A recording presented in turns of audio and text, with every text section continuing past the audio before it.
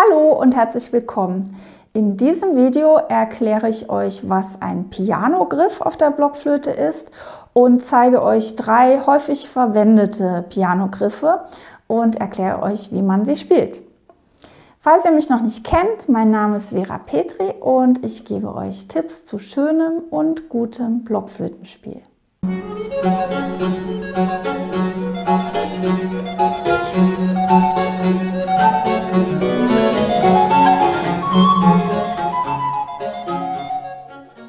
Ja, ein Pianogriff, was ist das eigentlich? Piano heißt leise, klar. Also das ist ein Griff, der anders gegriffen wird als der normale Griff für den entsprechenden Ton und der leiser gespielt werden muss, damit er genauso klingt wie der Originalton.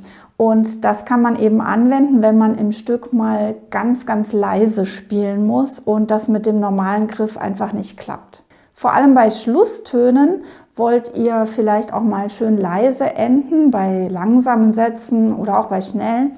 Und da haben wir das Problem, dass es bei der Blockflöte so ist, je leiser ich blase, je leiser ich reinblase in die Flöte, desto tiefer wird der Ton. Und wenn ich lauter blase, wird der Ton einfach höher. In gewissen Maßen kann man sich das noch erlauben, aber wenn man die Schlussnote wirklich ganz leise haben will oder auch natürlich irgendeine Note mitten im Stück, dann muss man schon auf einen Alternativgriff umsteigen. Sodass, wenn ich jetzt den normalen Griff verwende an einem Schluss, ich nur die Wahl habe, entweder spiele ich den genauso laut wie das, was ich vorher gespielt habe, oder er wird einfach zu tief. Und das wollen wir natürlich nicht. Wir wollen ja sauber gestimmt spielen. Und deshalb gibt es diese sogenannten Pianogriffe, die natürlich ein bisschen komplizierter zu greifen sind als die Normalgriffe, wobei es sich aber lohnt, die vielleicht einzustudieren. Und heute habe ich mal 3 Griffe auserkoren, die sehr häufig verwendet werden beim Blockflöte-Spielen in Stücken, nämlich für diesen Ton, den Pianogriff, also das ist jetzt ja ein C auf der Altblockflöte, und dafür gibt es den Alternativgriff, der so gegriffen wird, wie ich euch das hier jetzt einblende.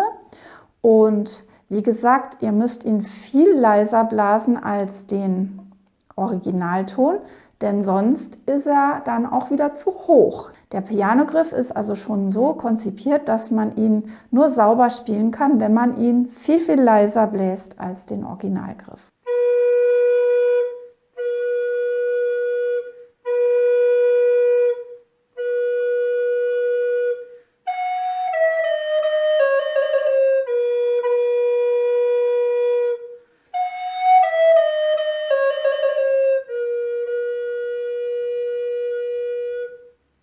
Der nächste Pianogriff oder auch Hilfsgriff, den man häufig anwenden kann, wäre der für das F, das mittlere F. Da greife ich auch wie jetzt hier eingeblendet, also statt des Mittelfingers den Ringfinger.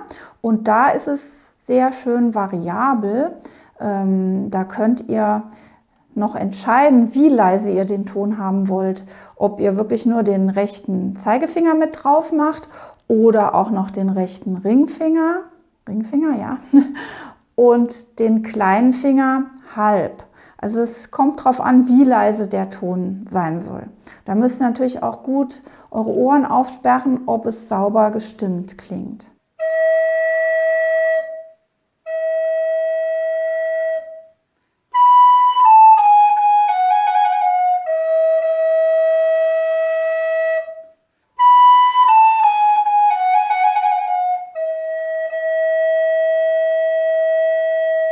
Das geht übrigens auch bei dem C, das ich euch eben gezeigt habe. Wenn man den noch leiser will, kann man hier unten den kleinen Finger halb machen.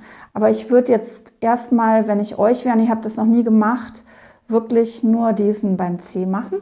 Und beim F, den ich euch gerade gezeigt habe, vielleicht wirklich erstmal mit diesen Fingern drauf, weil es erstmal schwer sein wird, den wirklich so viel leiser zu blasen, dass er dann auch nicht zu hoch wird.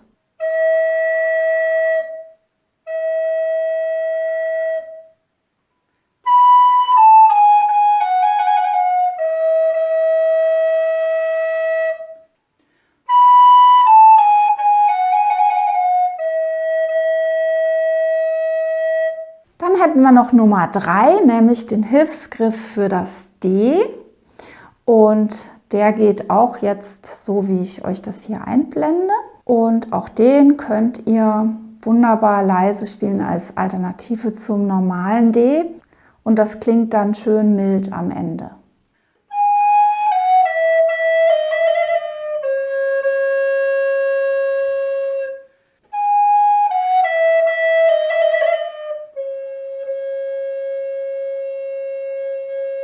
Falls ihr das noch nie gemacht habt, ist es gewöhnungsbedürftig, am Schluss wirklich diesen völlig anderen Griff zu verwenden oder an der Stelle, wo ihr es einsetzen möchtet. Euer Gehirn wird euch erstmal Widerstand leisten.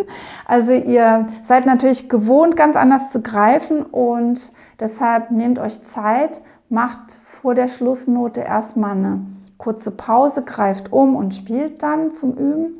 Und es ist auch so, dass, das habt ihr ja gehört in den Beispielen auch, dass natürlich die vorletzte Note bei so einer Schlussnote, also die sogenannte Antizipation, dass die dann auch schon mit dem Pianogriff sein muss. Sonst habt ihr einmal den normalen und einmal den Pianogriff und das würde auch seltsam klingen.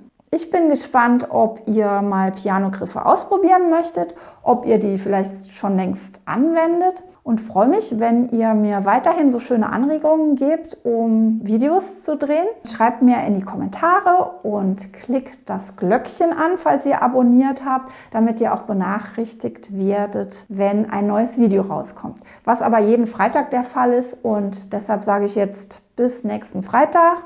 Tschüss!